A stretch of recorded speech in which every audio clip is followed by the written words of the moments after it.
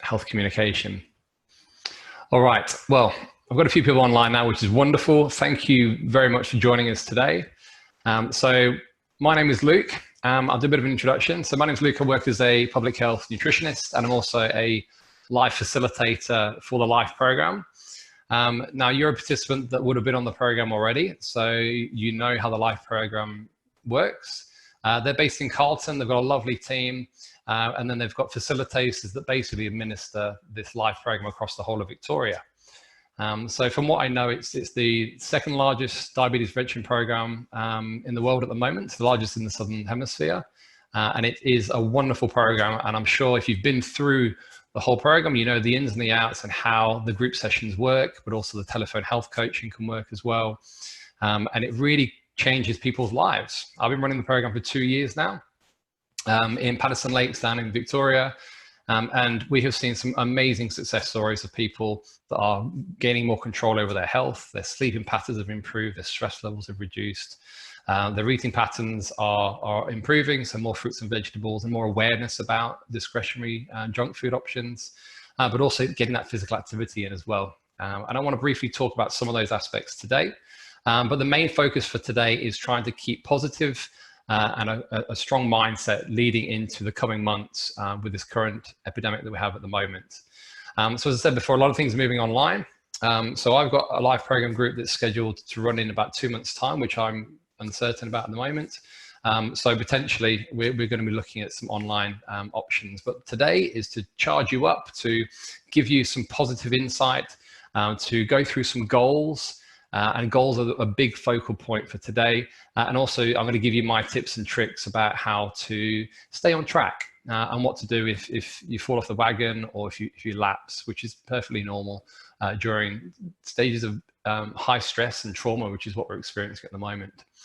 So, as I said, if you've got any questions at all, you're more than welcome to pop it in the comments section, and one of the live team that's online with us at the moment will be happy to answer any of your questions.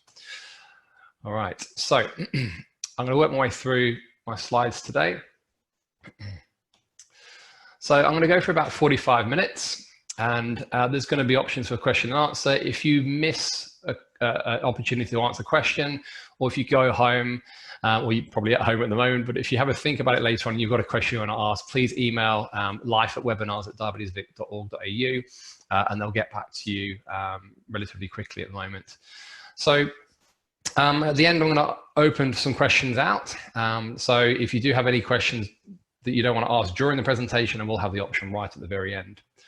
So anyway, the topic today is positive thinking. And I just want to read out a quote from the World Health Organization. This is the organization that we get most of our information from looking at health. So to the World Health Organization define health as a state of complete physical, mental, and social well-being, and not merely the absence of disease or infirmity. So what we're looking at in particular today is physical health. What is physical health? What is mental health? How do we define it? How do we understand it? What do we do with it? And also our social well-being as well. And this will be different from person to person, but I'm going to give you a broad category of what these terms mean and how you can implement it into your lifestyle and try and improve your health when you're at home. In lockdown mode. So before we start, the key thing I want to address is positivity. There's an enormous amount of negativity that's going on at the moment, and I'm seeing so much of it through social media, but also people talking on the phone. There's a lot of fear, there's a lot of uncertainty at the moment, and it can really increase your stress levels. So what we're looking at today is to try and increase your positivity. And have positive thoughts.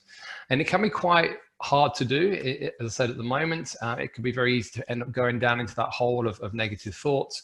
But I want you to look around you. I want you to think about what is positive with your health. So do you have good health? Do you have the ability to go out and go for a walk? Do you have the ability to sleep in a bed? Do you have food? It doesn't have to be all the food that you usually have, but do you have base food that you've got in your house? Are you safe? So I want you to think about things that are going for you at the moment. One thing that I'm learning personally on this journey is that the more that I work from home, the closer I am to my family. And it's making me realize that I work a lot, and it's nice to engage and have the time to engage with my 2 young kids and my wife, and spend more time learning about each other and finding out where we can go in the coming months, specifically with my daughter's schooling. So again, think about what's positive in your lifestyle at the moment. What are you thankful for? What's beautiful? I mean, watching a sunrise or a sunset, is a fantastic thing. We don't have to film it. A lot of people, when they go down to the beach, they're always filming a sunset, but actually be in the moment, watch it, enjoy it, and feel confident as a human being. And I'll talk to you about some of these topics later on today. So, positivity is a big theme. All right, let's go on to the next slide. So I've got this fantastic quote at the moment is going around social media. A lot of celebrities are doing some songs around it. So I want you to guess who actually wrote this quote. So you may say that I'm a dreamer, but I'm not the only one. I hope someday you'll join us and the world will live as one. So I want you to think about who that might be. And these words are very powerful at the moment, especially at the end of it, and the world we live as one. So we are connecting now as a nation, as a world, internationally, more than we've ever done. So Telstra having more connections, there's more people using the internet than's happened in years. And that shows that we're using these technological advancements to our benefit at the moment. So whether you use a smartphone or whether you use the old-fashioned telephone, I know my grandma used to use that up until the end of her days, or you're using technology like we're using today, so Zoom or FaceTime or Skype and all other different types of technology. There's a lot of information on there, but if we're using these methods to try and communicate with people, it can create that connection. And we want that connection, because if you're at home on your own, you're isolated, it can build risk factors of anxiety and depression up. So I would set you a challenge in the next 7 days. Reach out to somebody that you've not spoken to for a while, a friend, a family member, whether it's a neighbor, for example, somebody that's close to you, somebody that you feel that might need a quick conversation, and give it a go. What I'm also seeing on social media at the moment is people that are dancing together through Zoom, for example. So friends that are Zooming each other, they're playing some music and they're just dancing. It's just a beautiful thing. And also people are having parties together, but not actually meeting, having a sit-down party. They're actually having FaceTime parties where they're playing music. They are, maybe having, some food with each other, but they're actually listening to each other through those technological avenues. Also, it's a good opportunity for grandparents. I know I've had a lot of grandparents on my life program in the last few years to talk to grandchildren, because grandchildren are obviously not at school. So it's a good way for little ones to learn from grandparents through FaceTime. A lot of my family over in England, a lot of my grandparents that have the time now are talking to my kids, and they're learning so much from them, things that I can't even teach my kids, that my grandparents know more about. And it's just incredible how the older generations, we haven't been tapping into them as much as we should do. So use these bits of technology to your advantage, but please be very wary of social media accounts, social media individuals that are not promoting the right information. There is a lot of misinformation at the moment. And I know that Facebook has allowed the World Health Organization to advertise for free across their platform, to try and counteract some of this misinformation that is confusing people about this virus that's going on at the moment. So if something sounds slightly dodgy and not what you get a gut reaction thinking this is not right, it potentially is not right. So there's a lot of misinformation. I can't stress that enough. So always go to the World Health Organization as our first point of call for the most accurate, up-to-date information. And obviously your state and national governments as well. So let's talk about physical health and its communication and its connection with your mental health. Now, physical health, we're looking at the condition of your body. So that's taking into consideration everything from the absence of disease to your fitness level. So we're looking at your physical muscles and how they work. We're looking at your organs and how they work. We're looking at your thermoregulation. We're also looking at brain function, all that sort of biochemical movement of our body, and how we can influence that on a regular basis. So there's a big topic today about lifestyle factors. And with the Life program, we focus obviously on increasing your nutrition uptake. So that's increasing fiber intake, reducing salt, reducing added sugars, getting the monounsaturates and polyunsaturates that improve your body functions, but also focusing on increased water intake and exercise. All these physical things that we can do play a massive role with our physical health, and it has a knock-on effect with our mental health, which I'll talk to you about in a second. So with these goals that we've set for the Life program, it's very important to work through the ones that you've previously had. So if you were on the Life program 2 years ago, those goals might still be current, but you might not have tapped into them for maybe 6 months or so. So think back to those physical goals that you set initially on the program. If you can tick them off, saying, yes, I'm increasing my fiber intake, vegetable intake, walking, sleeping patterns, fantastic. But I'm going to talk to you later on about how to advance them, because we always need to set goals as human beings. It's part of our psychological psychology is to set goals, because we love to achieve things. That's part of our psyche. So let's look at your physical health in a bit more detail. So we're looking at eating well. Now, these terms are very, very broad, and you can narrow them down very, very specifically. But eating well, sleeping well, regular exercise, but also avoiding harmful alcohol and drugs. So eating well involving the 5 key food groups that your facilitator would have spoke to you about in the past. So that's involving whole grains, high fiber cereals, vegetables, beans and legumes, fruits, also dairy and dairy alternatives. And then you've got your meat, fish, poultry, eggs, nuts and seeds, and tofu. And then having a little bit of oils, such as extra virgin olive oil, for some good fats, and then trying to reduce the discretionary choices. So there's going to be lots of goals that you can set today, 7 days time, 4 weeks time, 10, 20, 30 years into the future. What I usually say to my clients is that we're not looking at improving your eating patterns within an 8-week period. We're looking at potentially the next 5 to 10 years. You don't just do a crash diet in 8 weeks and it ends, and that's it. Your body's completely miraculously changed. We're looking at years and years down the line that has a massive impact on your physical health. So as nutritionists, I'm sort of biased to the whole nutrition side of things. So when we're looking at fiber intake as one of the key goals for the program, that helps to fill you up. It also helps to bind to some cholesterol and is good for reducing some of that LDL cholesterol levels. But also it's very good for your gut health as well. And all these are physical things that we can do within a 7-day period. And that's any kind of fiber.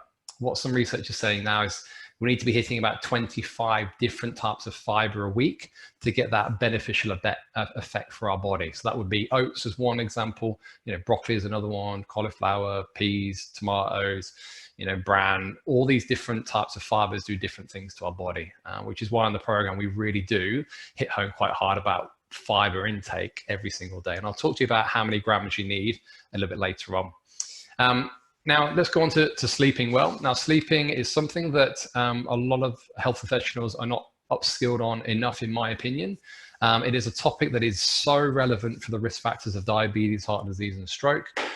So what we're looking at now is if you're getting anything less than 5 hours of sleep a night, that has an enormous role to play on your physical health. 2 reasons. One, because you're awake more for the day, so you've got more opportunity to consume extra calories. But also 2, is that the less sleep that you have, the less your body can actually clean and regulate hormones and neurotransmitters. So it actually increases your appetite if you're getting less than 5 hours. So what I try and promote in my programs is trying to aim for that 7 hours of sleep a night as a minimum if you can. 8 hours would be great. 10 hours is probably for teenagers. So aiming for that 7 hours of good quality sleep a night helps your brain to recover, and it helps to regulate all these different types of hormones and neurotransmitters. I'll give you an example. Insulin, for example. Insulin secretion from your pancreas has improved with 7 to 8 hours of sleep a night. Anything less than 5 hours of sleep a night, insulin over the years is not going to work as well. So I almost look sleeping as that resting, healing time, and also enables better blood flow across your brain. Also regular exercise. Now it doesn't have to be labeled just exercise, it could be physical activity. So today I've been running around after my children. I've also been putting the washing out. We're trying to do some household chores, and before you know it, your heart rate's going up quite significantly.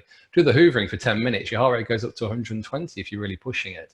So you don't have to go out and jog, you don't have to go out and cycle, you just have to be physically active for the day. And what we're looking at is the physical response is your heart starts beating.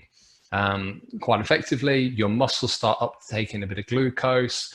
You get that muscular strength, a bit of fitness, and the benefit is your blood pressure should come down a little bit. And it also helps to increase the HDL cholesterol, which is a very important good cholesterol. We call it the happy cholesterol. And regular exercise is shown to increase that, and that can reduce the risk factors of cardiovascular disease. But just a 10-minute walk a day has shown good beneficial benefits for your mental health, but also your physical well-being. And I'll talk to you about exercise later on, because it's a really interesting journal that we're going to use from the Black Dog Foundation.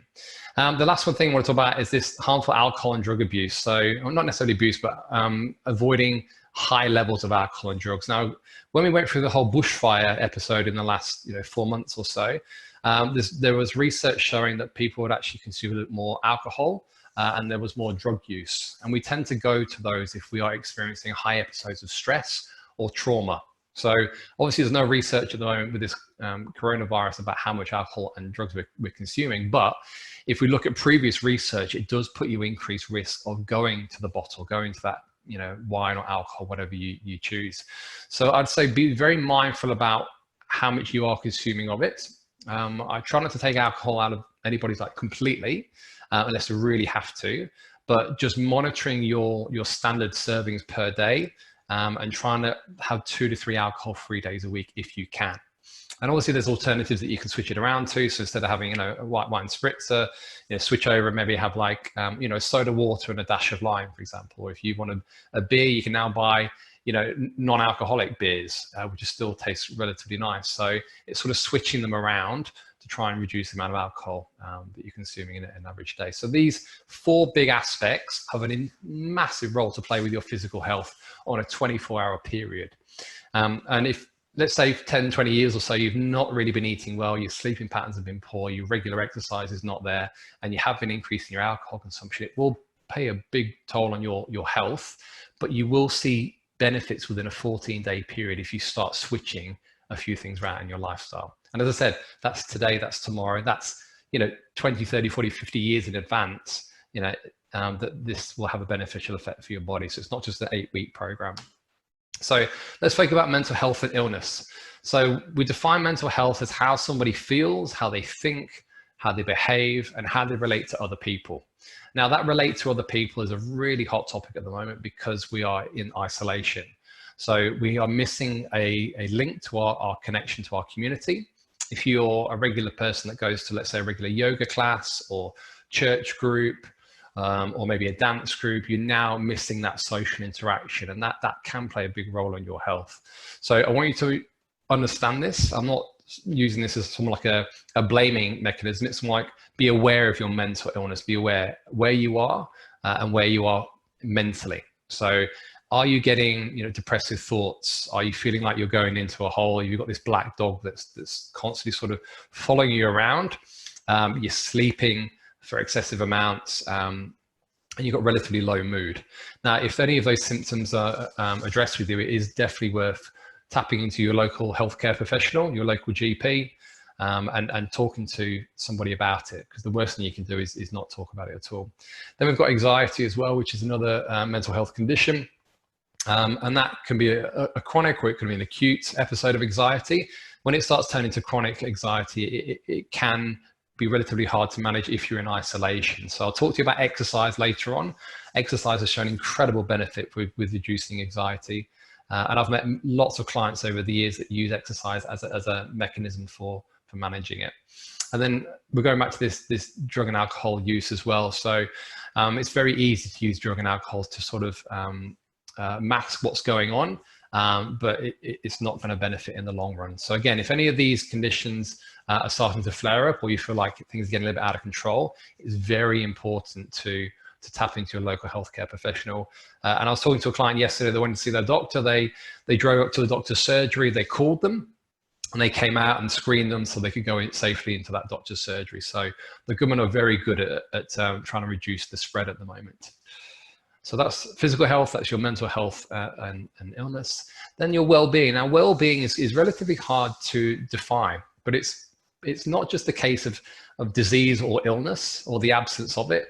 It's a complex combination of basically your physical wellness, your mental wellness, your emotional, but also your social health factors as well, like tapping into your local community and your local networks. So every aspect of your life influences your state of your well-being, every single aspect. So researchers have actually looked into happiness, and they found that the following factors actually enhance a person's well-being. So we'll go over to the next slide, and I'll give you a bit of a look. So I want you to have a look at all these tick points I've got here, and I want you to think about how many you can tick off for your well-being. What have you done in the last 7 days that can be ticked off? So have you developed and maintained strong relationships with your family and friends? So have you connected with people that's in your area, your friends and families if they're in other countries, your neighbors? Who have you connected with? Have you made that regular contact? Try and find work that you find enjoyable and rewarding. That's a really important thing to do as well. So enjoying a job and feeling like it's not necessarily a chore, or it's not stressing you out to really high levels is a really important part of our well-being. So going to work, enjoying work, and then leaving work.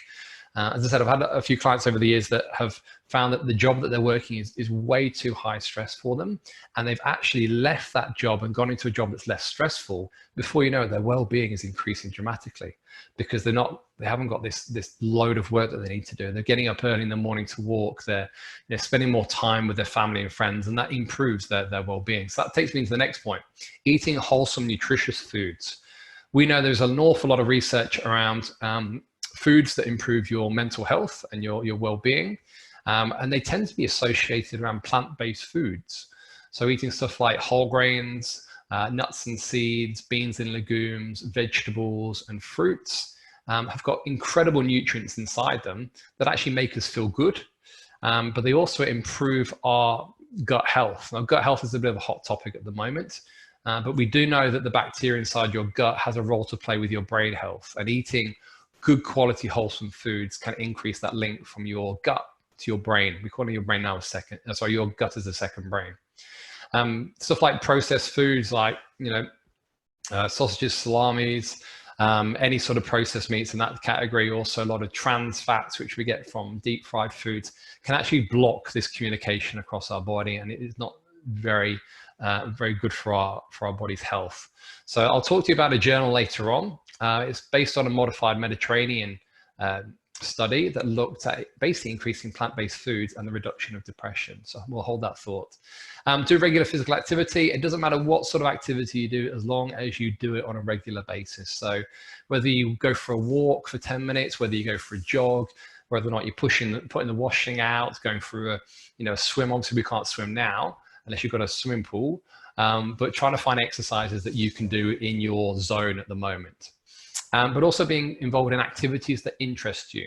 As I said, if we're isolated now, so being able to go to those regular activities that you do are probably reduced for a lot of people. So what's plan B? What could you go into? What can you get involved with? I know I've seen some people that are doing dance classes online now. I've got a friend who's doing a Pilates class online. So they're still doing their activities, but they're just transitioning over to that online platform, but they're still getting that interaction. And that leads me into joining local organizations and clubs that appeal to you. So again, online, you've got to find some online platforms that are local to you. And I know that some of the leisure centers in Victoria now are doing online classes for yoga, Pilates, HIIT training, and people actually joining and communicating online. So as I said, this is quite a new field that's advancing very quickly at the moment. The other thing is to set yourself achievable goals and to work towards them. If you don't have a goal, then you have good intentions, but it's just not enough. Okay, we always say good intentions are not enough. You need to take it to the next level. So what are you going to do in the next 7 days? What goals are realistic? What's relevant to you? What are you going to enjoy? And what can you work through? And the other thing is try and be optimistic and enjoy each day as it comes. And that's looking at, waking up in the morning, smelling the pollen in the air if you haven't got really bad hay fever, listening to the birds, going for a walk, understanding that actually the amount of traffic is reducing, and it actually reduces our stress levels down. I went for a walk locally, and we live very close to a freeway, and the noise from the freeway has come down dramatically, and it actually calms my body a little bit more. So just being aware of what's going on a day-to-day basis and looking for the optimistic view is really important. So let's talk about setting weekly goals. This is an enormous topic for the Life program. And as I said before, good intentions are just not enough, really.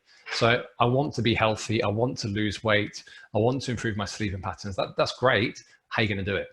How are you going to break it down? So what we talk about in the program is keeping a diary, whether it's a food diary, whether it's online by an app, or whether you're actually writing in an old school diary. It's totally up to you. But keeping a food diary and an exercise diary, even a sleeping journal, has shown to actually improve your physical and your mental health over the weeks. You also need to reward yourself as well. We love to be rewarded. Our psychological connections across our brain loves rewards, but it can't be food. I always say to my clients, you're not a dog. Don't feed yourself if you're trying to reward yourself. Do something that gives you that feel-good feeling, whether it's purchase an online magazine, whether you go for a nice walk, or whether you read a book, something that gives you a nice incentive that you can work towards. Now, previously, I'd say to people, go for a massage. When you've achieved your weekly goal, go for a massage at the end of the week. That's your little reward to do. Now, a little bit difficult to do now. So maybe if your partner is, a good massager, or your kids want to walk on your back, whatever it is, try and create some incentives that keep you going. And the more you create these goals and reward yourself with that little incentive, the more it keeps you on that path. But the other thing is ask for support. Support is so important, because if your husband, your wife, your grandparents, your friends, your flatmates are not supporting you with your goals, it can cause a big impact on your motivation. So I'll give you an example of a client I had a few years ago. She was losing a really nice sustainable amount of weight over the months. She's feeling great. And her friend didn't support her in that. And her friend was bringing home, pizzas, big wheels of cheeses. And she actually ended up feeling really demotivated and guilty living with her friend, because she was basically being locked between a rock and a hard place. That she wanted to keep her friend happy and enjoy all these foods, but at the same time she wanted to focus on her health. So at some point you might have to have that discussion with your friends and family to help them to support you during this process. And it can be quite an uncomfortable conversation, but you need to have it, because you need to focus on you, to focus on your health in the coming years. So what else do you need to do? You need to do a needs assessment. This is one of the key things I'd like you to focus on after today's talk. Find out what's in your area. What can you do to keep you motivated? Do you have any resistant bands at home? Do you have any dumbbells at home? Are your walking shoes in good condition? Can you access a local green space that has distance from other people? Have you got an old spinning bike in the garage? It's got dust on it. Can you get it out? Can you give it a clean? Can you put it in a focal area that you're going to use it every day for 10 to 15 minutes? Also, you need to assess, can you log into an online system and start doing some classes, or start doing some online personal training, for example? So you need to almost write this down. What's in your area? What can you do? What helps you? What is possible for you to achieve these goals that you want to achieve? And part of that's being a human being. We like to problem solve. So look at this as a challenge. So if you're stuck there in your living room, completely demotivated, look around you. What could you use? What could you tap into that could keep you motivated with your goals? All right. One conversation I've had with a client recently is that they have now moved Netflix into their bedroom. So they're loving all these Netflix, TV series, and it's moved into their bedroom. But that's actually now affecting their sleeping patterns, because they're staying up later at night, and also they're getting that blue light exposure. So is it worth taking that TV out of the bedroom? Is a conversation I had, and I've got to assess them in the next week or so. So just something small like that can actually improve your health. Having a fruit bowl on your table means you're more likely to access fruit than you are, maybe a biscuit, for example.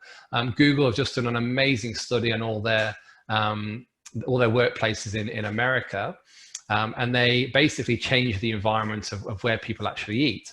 So rather than going up to the food canteen and choosing your meatballs and your pasta, whatever, whilst you're waiting to get access to the main food, you actually get a salad plate and a salad bowl. So you get all your salad before you even start picking up your your meat, your protein, your cheeses. So it's actually bulking the plate out of vegetables. You also can see the chef cooking your food, and that improves people's attention to healthy eating, and it increases their interest as well. But what they also did is all the tea and coffee areas that they had with all the biscuits that are associated, they moved the biscuit tins, I think 7 feet behind where the coffee was, and they put fruit bowls there instead. What they saw is a reduction in people's energy intake over the course of a few months when they're analyzing it.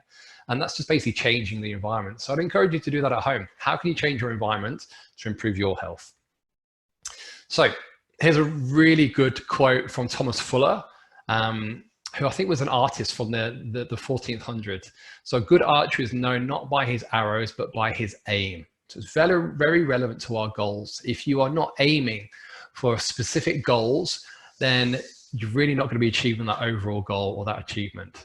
So make sure your goals are really specific, brainstorm them out, even putting it on a piece of paper. So where do you want to be in 6 months' time, 12 months' time, and make the micro goals around them. So we use this analogy of a tree. So your tree trunk is the main goal that you're achieving, and there's so many different angles that come off from that tree that help you to grow into a stronger tree. Before you know it, your health is changing quite dramatically. So that would be one branch would be focusing on sleep, nutrition, exercise, reducing stress levels, connecting with local community. And these goals need to be relevant as well. So improving your sleeping patterns is not enough, but setting an alarm at 9:30 at night to make sure you have a shower, get into bed by 10 o'clock rather than 12 o'clock at night. So you wake up more refreshed, especially if you've got young kids that are waking up at 5, 6 o'clock. Also making sure you're eating enough, fruit and vegetables throughout the day is your priority source of food, and then incorporate some grains, some lean sources of meat if you can get your hands on it, or tofu, nuts and seeds, beans and legumes, or physical activity. Setting those physical activity goals in the next week. I would like to increase my walking from 10 minutes a day to half an hour a day on Tuesday, Wednesday and Thursday. In 7 days time, I'm going to assess if I achieve that, and I'm going to give myself a magazine, that I want to watch. We also think you want to evaluate those goals at the end of the 7 days. Yes, I've achieved them. If you haven't, don't beat yourself up. One of the things we talk about in the program is don't feel guilty about not achieving something. Just reassess and then keep going. It's just a constant journey. And also tell others about your goals as well, because they can actually be part of your journey as well. So if you're losing weight, people are like, oh, what's going on? How are you losing weight? And then you tell them the story and you can influence them. So it's quite infectious when you are improving your health, because people want to learn. There's people that want to bring you down, but there's also people that want to learn from you. And also trust in your abilities. So trust, if you've done it in the past, there's a high chance you can do it again. All right. So let's talk about rationale, and let's talk about strategies, actions, and projects. So rationale, we're looking at basically, do you have a focus? Do you have a goal that you want to achieve?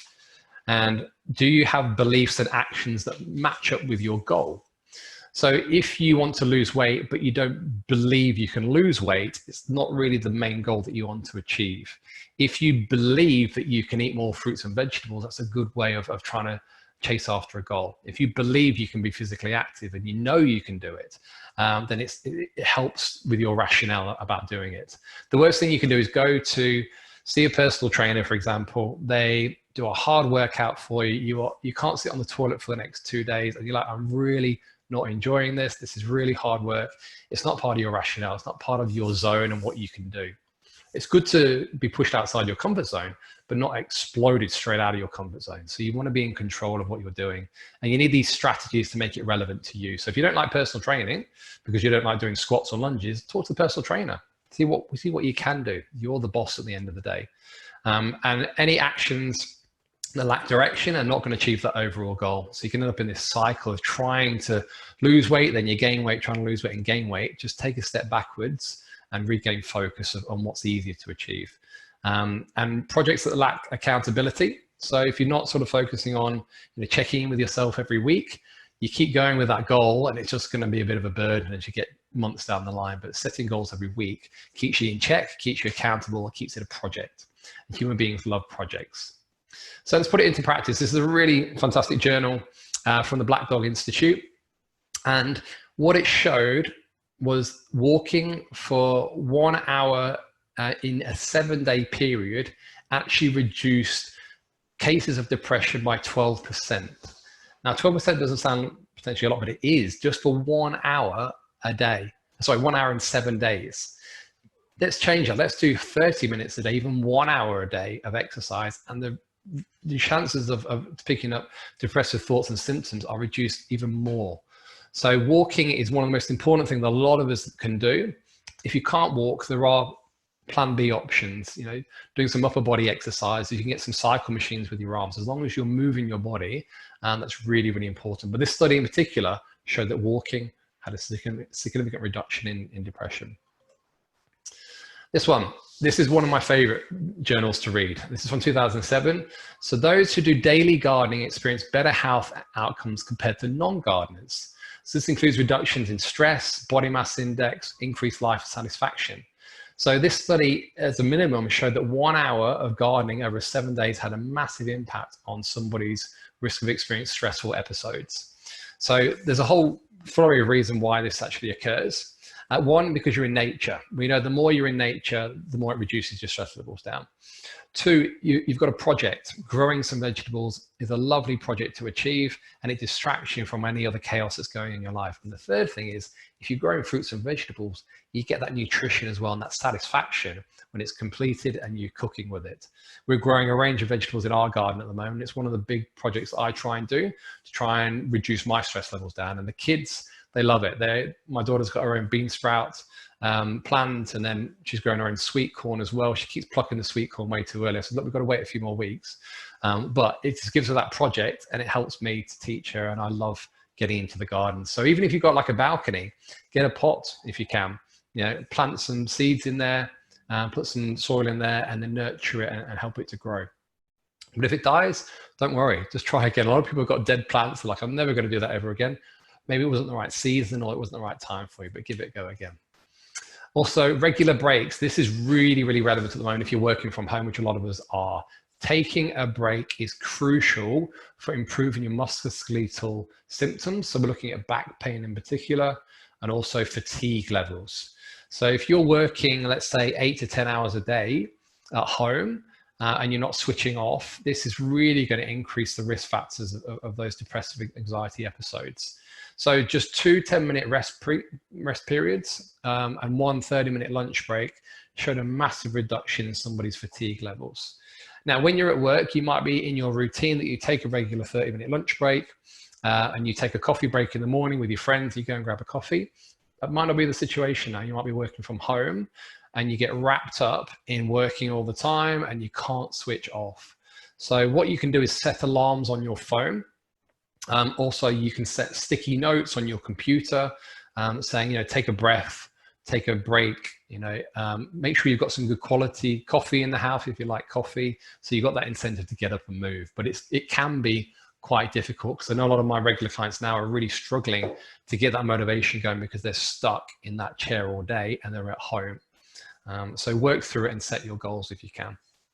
Now, this study is a really interesting study and actually a groundbreaking study.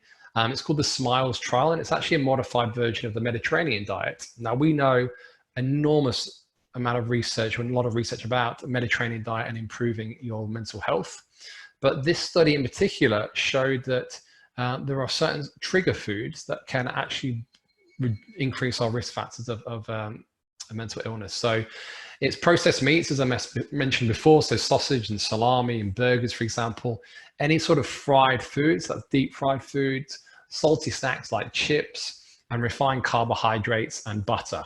We know that all those foods combined have got increased trans fats, which we call the ugly fats, the saturated fats, which are not necessarily healthy fats, we call those the bad fats, and also your refined carbohydrates are very easy to absorb, and they also are quite high in glycemic index and not very good for blood glucose regulation. So those ones can trigger a response in our body. But what the study also showed is that people that ate a variety of fruits and vegetables, also whole grains, whether it's oats, brown rice, quinoa, couscous, low-fat dairy, lean sources of good quality meat, oily fish in particular had a lot of benefit, and extra virgin olive oil. In particular, the olive oil and the oily fish has got some of the most incredible fats for our brain health.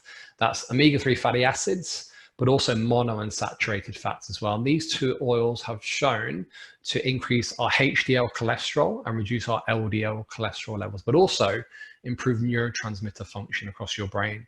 So the guidelines are to have 2 servings of oily fish a week if you can, and anywhere from 1 to 2 tablespoons of extra virgin olive oil can improve your blood cholesterol levels in accordance to what your health professional has advised to you. So this diet went on for 12 weeks, and what they found is that over a 12-week period, there was an enormous reduction in depression with the clients that followed it.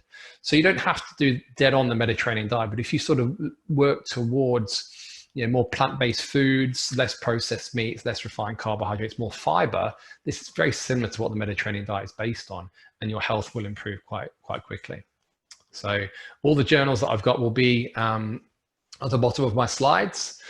So if you get access to my slides from today, you can look at these journals after, but this one's called the SMILES trial, really interesting study. So this takes me on to my 5 top tips. And a lot of this is based from your workbook that you've got for the program. So I could have 20 top tips if I had my way, but I'm doing 5 just for the sake of time. So number 1 is balance out your portion sizes. So this is really important for 1, getting more vegetables into your diet, but 2, not overdo it on your energy intake for the day. Now, here's a picture of a meal of mine from, I think it's a few years ago. It's a roast chicken from the supermarket. It's some cooked rice, and it's basically some salad with some balsamic vinegar and some lemon extra virgin olive oil on.